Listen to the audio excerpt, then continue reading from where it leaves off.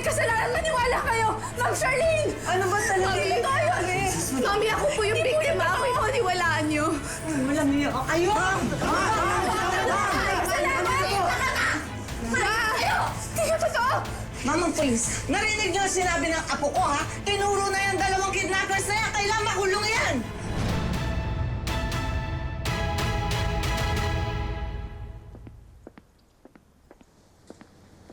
In fairness, wagi ang scheme.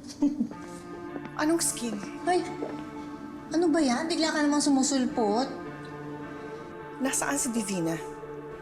Bakit mo hinahanap? Gusto ko lang makibalita tungkol kay Libby. Nakidnap daw si Libby. Kalat na ang balita. Huwag kang OA. Okay na si Libby. Anong okay? Okay na siya. Nahanap na siya. Tsaka, kilala niya yung mga taong nagpadukot sa kanya. Sino daw? Bakit ba kailangan mo pa itanong? Alam mo, ambag mo. Mag-intay ka na lang dyan. It's going to be a pleasant surprise.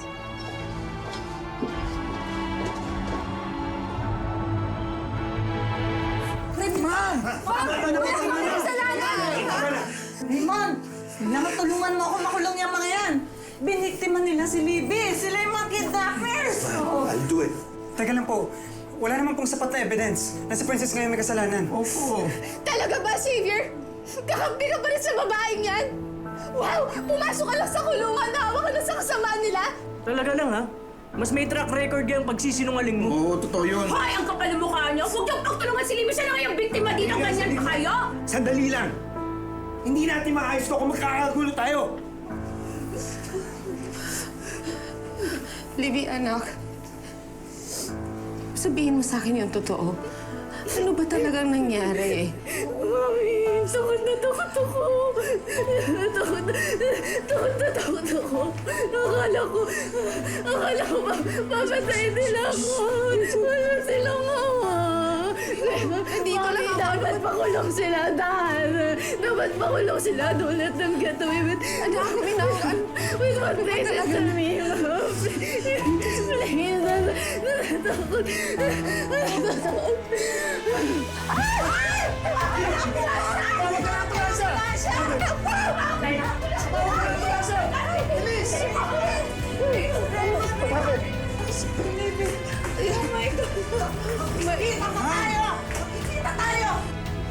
Huwag na huwag niyo silang pakakawalan dito hanggang nakabalik kami! I-detain niyo sila dito! Hindi ako tapos sa inyo!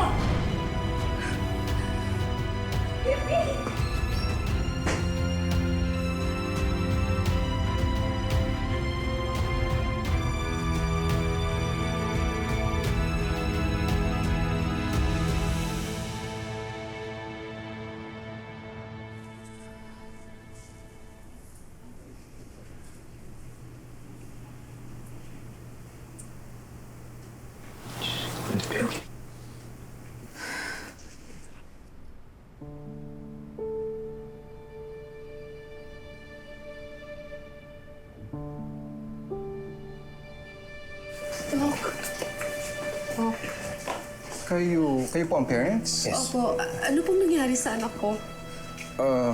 Ang good news, maganda yung resulta ng kanyang BP. But listen, we still have to assess further yung kanyang condition. In the meantime, dito muna siya para mas maganda naming maobserbahan. But don't worry, she'll get better. I have to do some rounds. Okay? Thank you, Doc. Thank you. Grabe. Kawawa naman si Libby. Who knows kung ano pinagdaanan niyang paghihirap sa mga kidnapper na yon. Kaya bumigay na rin yung katawan niya. Kailangan magbayad na may kasalanan ito. Dapat lang, Raymond. Itinuro na ng apo ko ang mga kidnappers niya. Han, pwede bang pakinggan muna natin si Libby? Para maliwanagan tayo? Bakit? Hindi ka naniniwala sa apo ko? Hindi naman sa ganun, Ma. Pero pinagdududahan mo ang anak mo. Naisip ko lang baka nadala lang siya sa galit niya kay Princess, kaya nasabi niya yun. Seryoso ka ba? Naririnig mo ba yung sarili mo? mo? Anak mo yung biktima, tapos parang gusto mo pa siyang imbestigahan?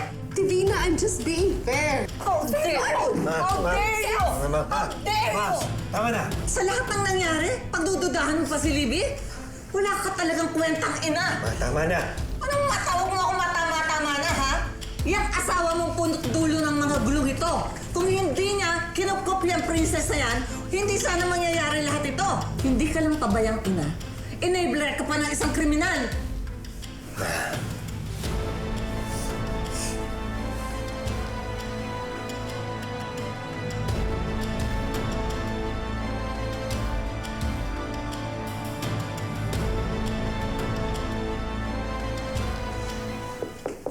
Magandang araw po.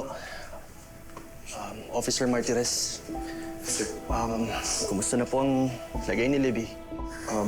Well, she's still under observation by the doctors. Sir, kailangan po namin siya makausap as soon as she's ready. Right. At kailangan din po niyang klaruhin ang statements niya para formal na rin na makasuhan ng may sala sa nangyari sa kanya. Yeah.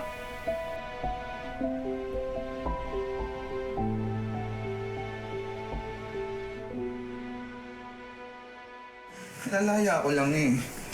Saglit pa lang kami nagkakasama ng anak ko. Alam mo yun, ngayon pa lang niya ako kinilala, nagkapatawaran kami.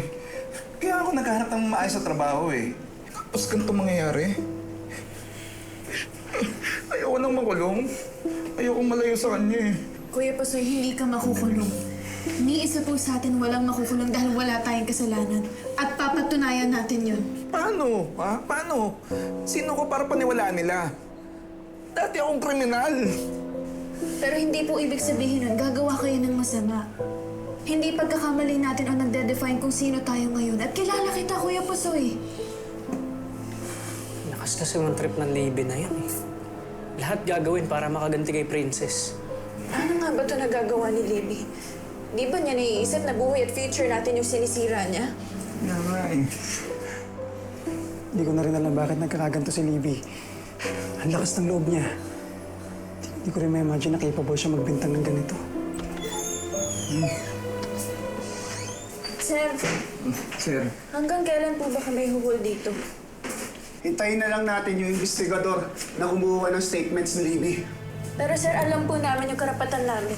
Kung wala kayong ebidensya laban sa amin, wala kayong karapatan na i-hold kami dito. Mama ho. Pero mga prime suspects kayo. Na-identify kayo ng biktima. Kailangan pa rin namin kayong questionin at imbestigahan.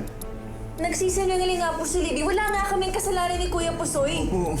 Lahat na akusado, yan ang sinasabi. Hintayin na lang natin yung resulta ng investigasyon. Pagdating dito ng investigating officer, dala niya na yung statements ni Libby. Dito na magkakaalaman kung sino sa inyo nagsasabi ng totoo.